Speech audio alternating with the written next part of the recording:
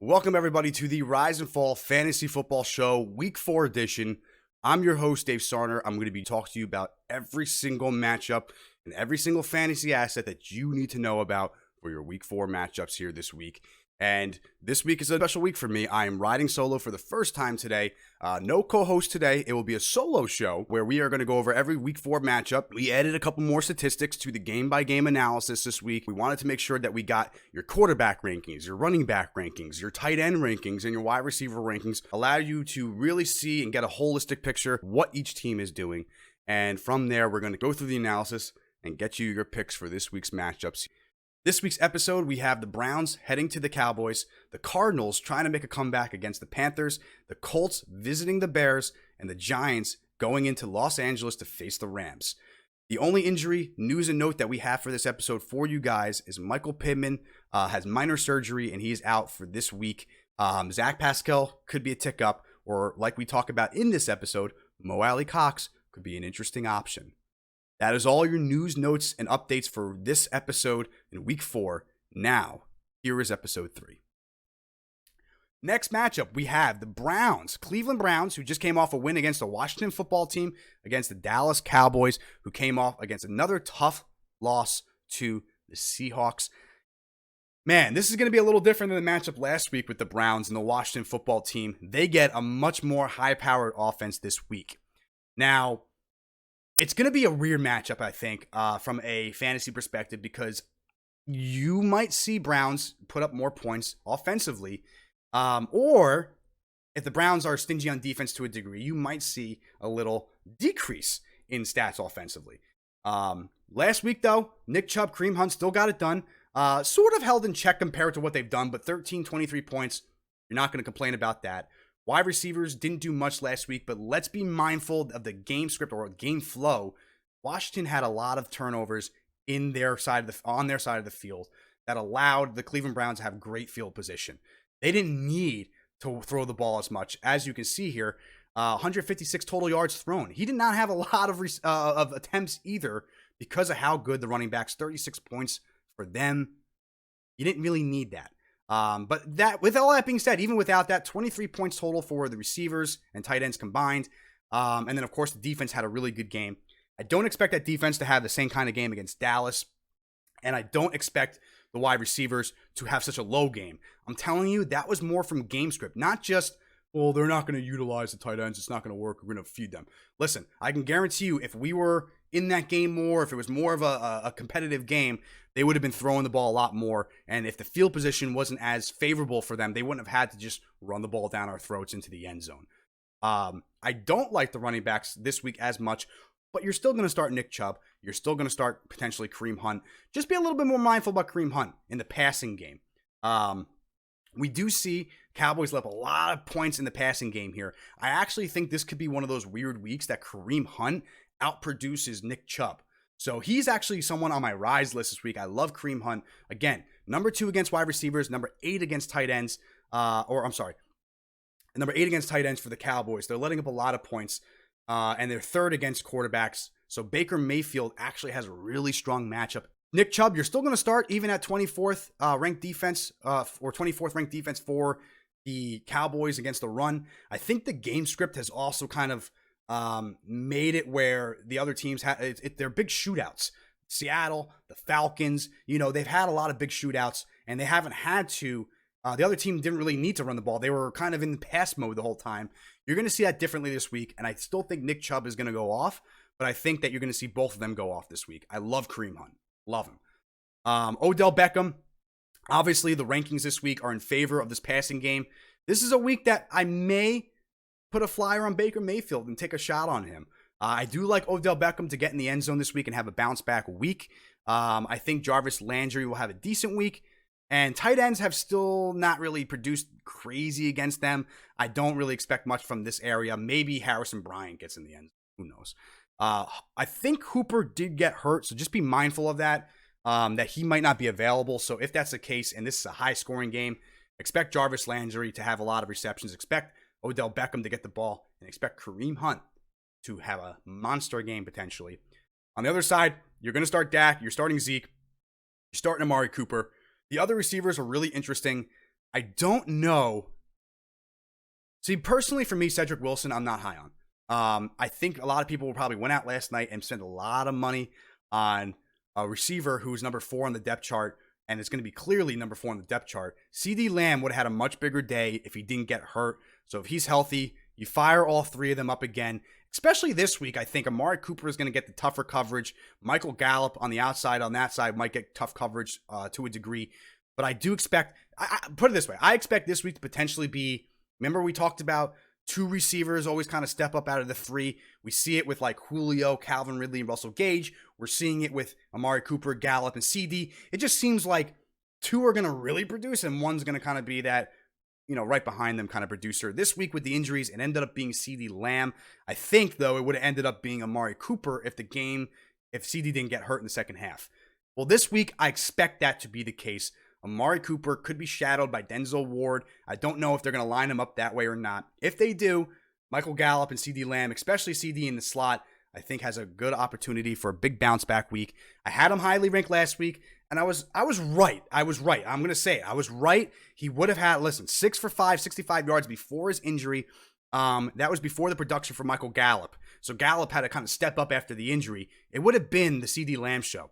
So if I had to guess, I'm going to put my money on CD Lamb having the good day out of these 3. I think maybe Amari Cooper has a down week if he's being shadowed by Denzel Ward. If not, could be Michael Gallup again. I know he had a good week last week, but it seemed like that kind of picked up later in the game, truly after CD Lamb went out. So Cedric Wilson could be involved more now. I don't know how that's going to go, and that does worry me a little bit, but you're going to fire up these Cowboy receivers if you have them, most likely. CD, unless you have some really strong receivers, I would personally start him. But listen, I get it if you're going to be a little hesitant because he kind of let you down a little bit last week. Although 9.1 points and a half-point PPR, in spite of an injury, it's not bad. Going to the matchups here, well, like we said, the Browns are giving it the 6th most points to wide receivers, so I expect the wide receivers to eat. Dalton Schultz could be a good option this week here, guys. They let up the 4th amount of points to tight ends, but just remember, they were kind of stingy last week. A lot of targets to tight ends. So if anything, I would predict like maybe 7 targets for Schultz, 6 targets maybe. He would need to get volume, and that's kind of where I'm concerned with him. So obviously, if you want, Dalton Schultz could be an interesting option. Again, the Cowboys let up good points around the tight end position to a degree, but I'm phasing out the tight ends in Cleveland. I don't think they're going to be as valuable this week. If Austin Hooper's out, maybe Harrison Bryant actually is a decent, sneaky sleeper pick. Could get that volume. It would be like, 6 receptions, and he can make something happen. Could be something unique. But my go-tos in this game, you're starting Chubb. I love Kareem Hunt this week. I do like Baker Mayfield in this matchup. I think they're going to have to pass the ball and get going here, and they had a good win last week, so they feel good. Defense is playing much better, but I do expect the Cowboys to still come out. I don't think the Cowboys are going to do as amazing as they've been in the first couple of weeks. This is a little bit of a better defense overall. However, we look at this, wide receivers, you fire him up. Dalton Schultz, you feel good. You're still going to start Zeke against 25th ranked runs defense here. And realistically, the Browns have also played Bengals and Joe Mixon, Antonio Gibson in the Washington football team. They and the Ravens, who they did struggle against in week 1. So fire up Zeke Elliott. He's going to have a good game for you. Even if it's 11th against quarterbacks, you're firing up Dak Prescott. Again, Baker Mayfield, this could be that week where he has a good week, and I do expect a touchdown between him and Odell Beckham. And if you want to take a deep flyer on the tight ends here, I would probably choose Dalton Schultz over the Cleveland tight ends. But at the same time, remember, the targets are probably more available potentially for the Cleveland offense. Next up on the docket, we have the Arizona Cardinals visiting the Carolina Panthers in what could be a closer matchup than I would have given this maybe 3 weeks ago. I expect the Cardinals to completely bounce back here. Kyler Murray, 21 fantasy points last week in spite of 3 interceptions. That's really hard to do. I mean, I'll be talking honest, that's very hard to do, considering that you didn't really throw for that much yards. You had a really good game still.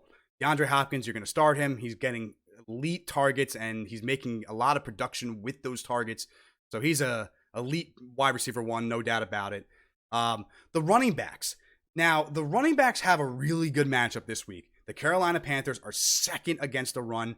Last week, Austin Eckler had a really big game against them and so forth. So it could be one of those kind of matchups for Kenyon Drake and Chase Edmonds. It could very well be a bounce back week for them.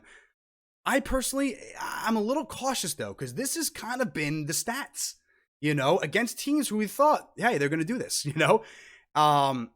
The receptions aren't there. The targets aren't there for them. And reality is the running is just not great. If they're going to split this up, they need more volume. Kenyon Drake right now feels like a touchdown-dependent player, and that's concerning for a team that's a very high-powered, high-octane offense. I personally am a little more comfortable with Chase Edmonds to agree. But, I mean, listen, if you have Kenyon Drake, you're going to start him this week. It's a good matchup, and it could be a nice bounce-back week for him.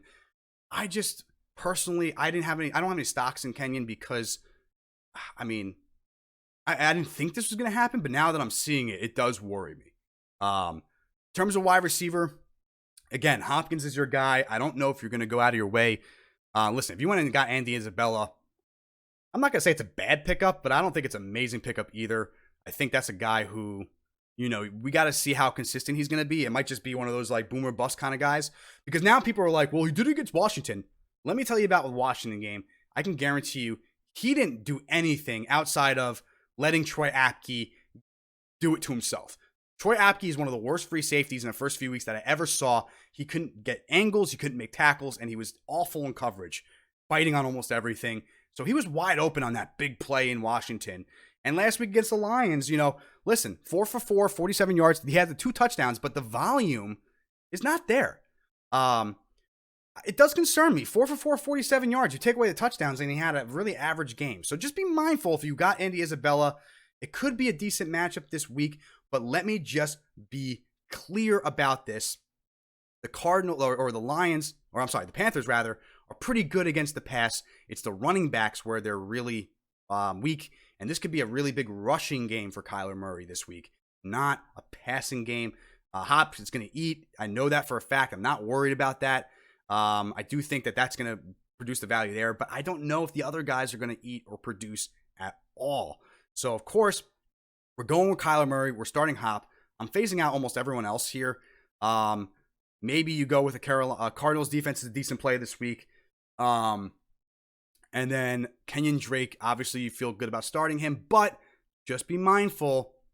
His production has really not been there. This could be a good bounce back week for him. I would take a shot on him if I had him this week. I mean, you kind of have to, right? Because then you would kick yourself if you don't. So those are what we have for the Arizona Cardinals. We move down to the Carolina Panthers now. We have 14 points last week for Teddy Bridgewater. Not overly impressive, but they did beat the Chargers. Obviously, Christian McCaffrey out. Mike Davis started, had a really good game. The 9 for 8 targets at the receptions, 45 yards and a touch. That's what you wanted to see out of the Christian McCaffrey replacement here. 13 for 48, or 46 rather. That's expected. I thought that's how it was going to be. Based on how the game script was a week before, I was hoping it was going to be similar, and it was. The 8 for 8 targets last week, 9 for 8 targets this week, or 9 for 8 receptions rather this week. If that production continues, 8 receptions right there is 4 points, and even if he gets 40 yards on those receptions, hey, that's 8 points for you. That's still pretty solid. You start him. He's the only one I truly feel comfortable starting this week against a pretty good Cardinals defense. I'm not going Teddy Bridgewater. I'm not going any of the receivers this week. I'm phasing out Robbie. I've been a fan of Robbie and DJ Moore, but Robbie Anderson I've been a fan of this year. I'm phasing out both of them this week. I don't like the matchup. Tight end, listen, you want to start Ian Thomas, then you're really struggling at tight end. I wouldn't be starting either of the tight ends in this game. They're trash. Now, moving on to the next matchup here, we have the Indianapolis Colts going into Chicago to play the Nick Foles-led Chicago Bears. Now, guys, I told you last week, don't start David Montgomery. Don't feed into the hype. Don't get duped by the David Montgomery pretty much turd train, if you will. And guess what, guys? If you started him, you got duped. You got owned. I mean, you got stiffed by him. They didn't give you a tip. They didn't pay for the meal. They gypped out, and Dave Montgomery just said, go fuck yourself. Because that's what he does, all right? He doesn't put up the production that you're going to want from him every week. He is not a high-volume kind of guy in terms of getting 30 touches a game. He's not getting the receptions and all that good stuff. And now I get it. Tariq Cohen's out for the season. It's a Montgomery show and blah, blah, blah. Well, guess what? I told you last week that if the game script went that they were going to be down, he will be phased out because Matt Nagy doesn't know what the fuck he's doing with his offense and doesn't know how to run it correctly. And finally, he kind of made me eat that a little bit once Nick Foles came in. This team did look a lot different. But with all that being said, David Montgomery still struggled here. We projected a really big game for Allen Robinson, and obviously that happened. 13 targets, guys, 10 receptions for 123 yards and a touch. That's what you want to see from David Montgomery. From Allen Robinson, rather. With Nick Foles in there, I think this is going to be a much better, more efficient passing attack. Although, listen, we've seen Nick Foles struggle in games too, so we'll see how that goes. We saw him do that in Jacksonville. He came in and started last year, and he didn't look great and lost his job to Gardner Minshew. So I do think, though, you can bump up Anthony Miller if Nick Foles is the quarterback, which it seems like it's confirmed now that he is the quarterback moving forward. So Anthony Miller would have been a good pickup last night if he was available in your leagues. I know he wasn't mine, but I ended up getting Justin Jefferson. So I'm not mad about that. I think I got the good number 2 in Minnesota. Anthony Miller, though, could be a guy who can finally step up. He has so much talent, but Mitchell Trubisky has really curbed his development. It's kind of like Dwayne Haskins right now, I'll admit this, with Terry McLaurin. A lot of skill for Anthony Miller. He'd probably be a legit number 2 on a lot of other teams.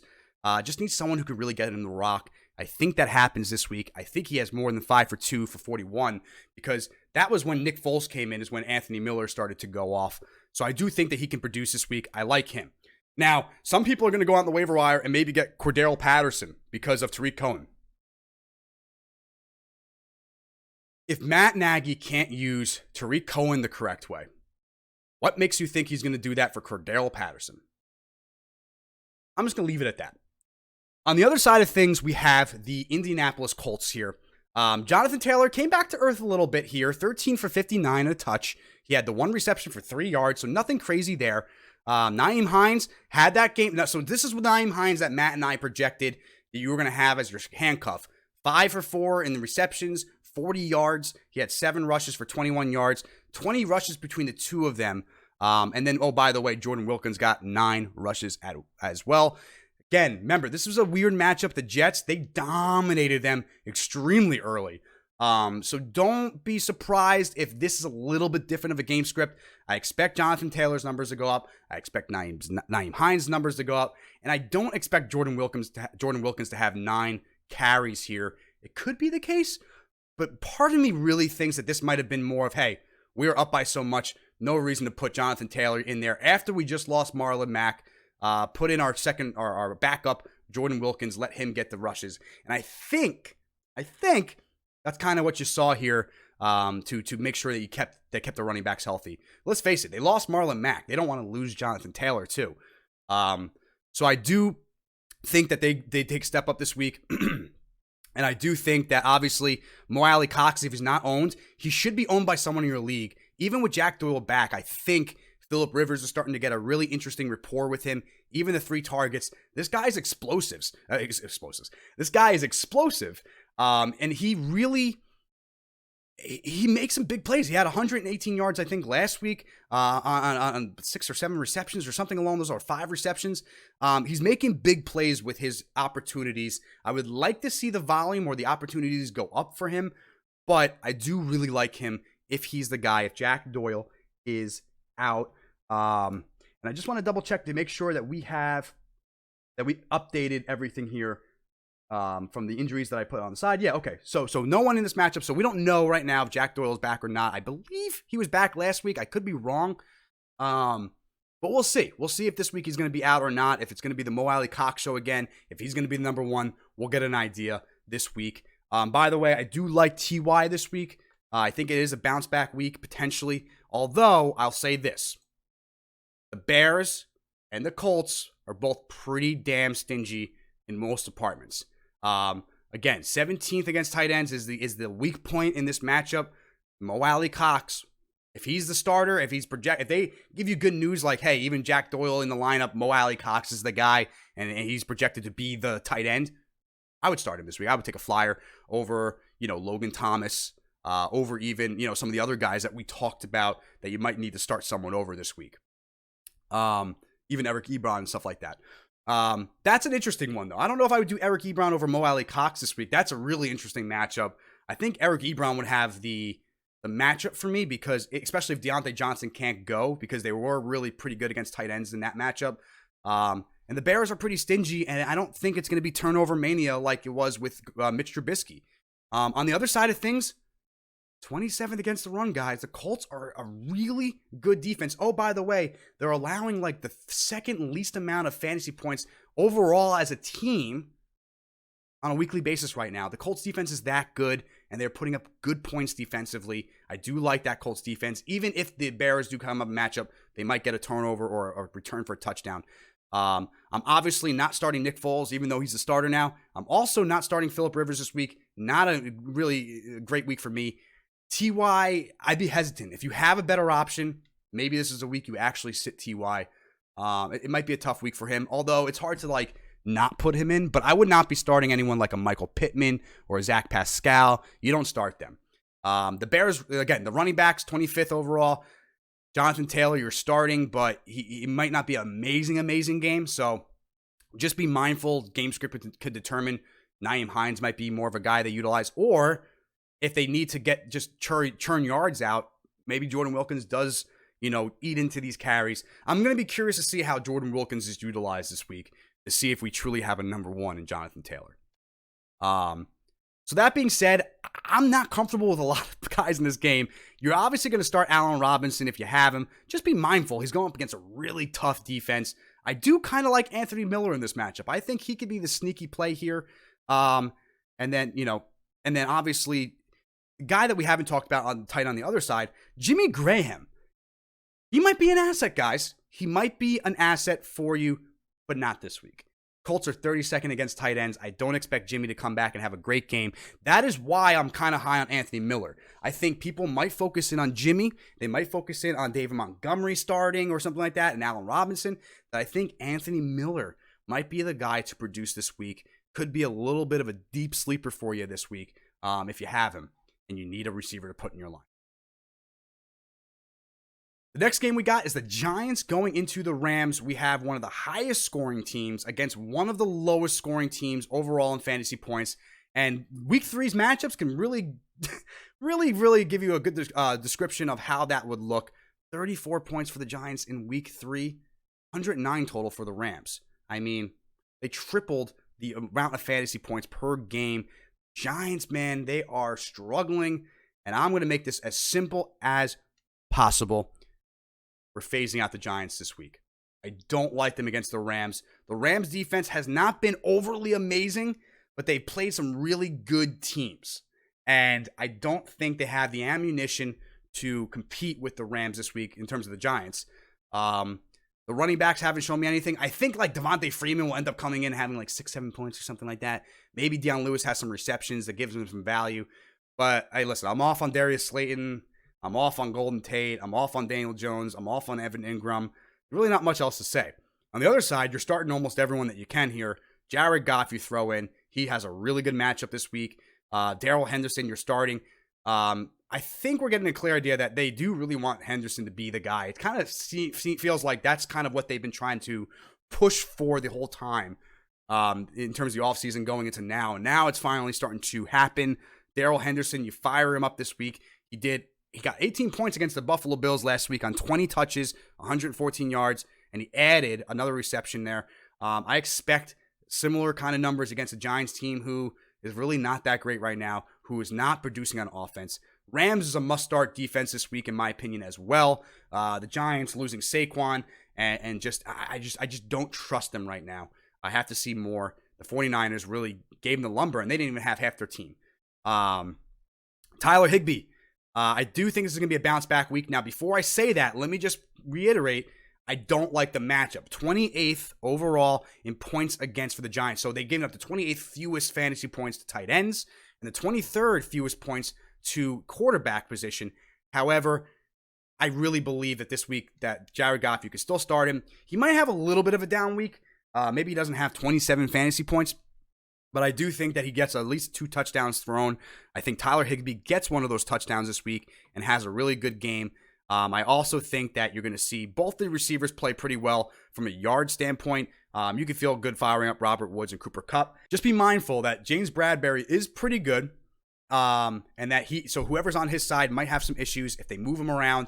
I think what you're seeing with the Los Angeles Rams team is a lot of play action, a lot of jet sweep and wide receiver motions and runs. You're going to see that again this week. I think they're going to utilize that very effectively. I actually expect one of these receivers to get a rushing touchdown again this week. I do. So we like Goff, we like Henderson, we like Kupp, we like Woods, we like Higbee this week, and we love the Rams defense. On the opposite side, we are pretty much phasing out the easiest analysis that I've done. Now, if you want to see, okay, well, if I'm the Giants, who can I sneak in and have a decent matchup? Don't be deceived by these stats, by the way. The Rams have played much tougher opponents from that standpoint than, say, the Giants. Yes, I know they played the Niners, but they played against Nick Mullins. You know, they played against some really crappy teams so far. And so I'm not as sold on that one. And, you know, they had Mitch Trubisky the week before. So anyways, so the Rams, even with tough matchups here, they're 12th against quarterbacks, giving up a good amount of points here, 14th, 17th, 12th. Not too bad for the Giants, whereas the Giants are very stingy against quarterbacks and tight ends. They're pretty good against running backs and wide receivers, though. Again, this area, expect a rushing touchdown from that wide receiver. Higbee, I think he's going to get a little more volume. I think he'll end up getting in the end zone. But it could very well be Gerald Everett that vultures it. It could be a down week for Higbee. I'm going to stay positive. I like this matchup. I think the game flow is going to help Higbee get in the end zone and break this stat up a little bit. Remember, they played San Francisco without George Kittle, and Jordan Reed got banged up in the game. They played Jimmy Graham the week before, and when Mitchell Trubisky was awful. They played, so they're not playing good tight ends. So Tyler Higbee, line them up. I don't like, sometimes these stats can be deceiving because, again, 28th, they're really good against it. Well, they didn't really play any good tight ends. So let's just be realistic here about that situation. And that's kind of where we're going to go with that. So, again, I like the players for the Rams, even despite some tougher matchups at quarterback and tight end. I don't like the Giants, even with a decent option. Now, Daniel Jones could have a decent game here. I just don't know. We have to see how in sync they can get. But I don't like the Giants matchups. I'm not going to rely on them. Maybe throw a couple in the DFS lineup, if you will.